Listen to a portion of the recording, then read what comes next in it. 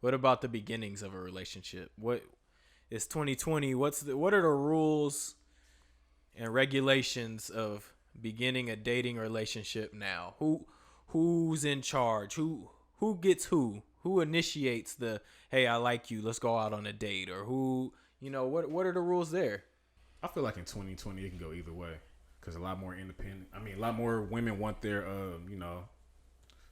what's the word I'm looking for? They want to feel like They feel they have empowered. that. Yeah, they feel empowered. They feel like they should be able to initiate the conversation, initiate the, you know what I'm saying, the interaction if they want to. I might shoot a couple hints in a DM, but I'm not gonna be like brazen with it. I'm you're not not throwing there. it? Yeah, But there's a lot of females that are. yeah, I know. But I'll send you a little hint, see if you catch the hint, and we go from there. I personally like a woman who's confident enough and bold enough to initiate contact, initiate, conversation. Even if we're already acquainted, like a woman that's bold enough to initiate the next level, like wherever the next level may be. Yeah. Like I don't mind that at all, and I don't mind being the initiator. I mean, you just gotta kind of feel the vibe out.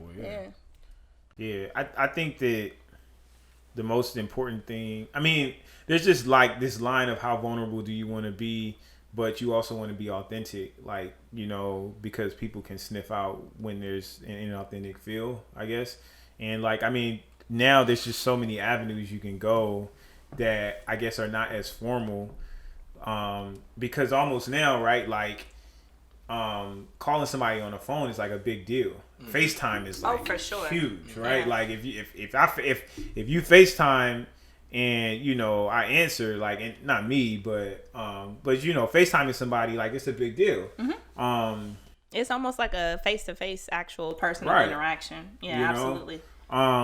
He said, and I answered. That's funny. Somebody FaceTimed me the other day, and she was so amazed at the fact that I answered. Like, just me answering was enough. Like, we didn't have to talk about it. Because on Face, because I can see everything that's going on FaceTime. I can see your background. I can hear the sounds. I know what's going on. So if you answer on FaceTime, I'm like, oh, okay. Right. Like, here we go. And a random one at that. Like, exactly. Yeah. Like if I really just FaceTime to see what you up to, like that's real. And if I answered, and like again, I could be doing anything, but the fact that you answered in the midst of doing whatever you were doing, that's big.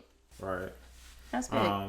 But I think authenticity is the biggest thing you can take into any communication. I think that's what ultimately helped me with my fiance, because like she'll tell the story, like she felt like on our first date, like I talked too much, and she didn't like the way I was dressed, right? Like, and she'll say that, and it's crazy. I mean, not like bragging on myself. Have on? I want to know what you wore. I had on some pants, like, and a hoodie, but the pants were like dress pants, and I had sneakers on with. It was actually pretty straight in my book. I mean, you was a little too swaggy for it, too hip. Yeah, I mean, but she was like, she didn't like it, and but I mean, she didn't tell me that night, but she told me later on and stuff. But she also didn't allow that to completely turn her off either. I think that we went on a second date, and like the second date, I was like very late because I had an engagement that went over, and so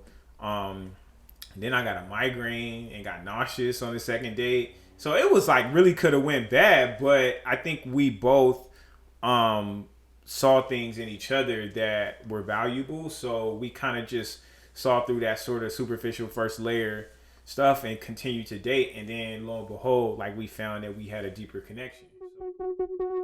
So.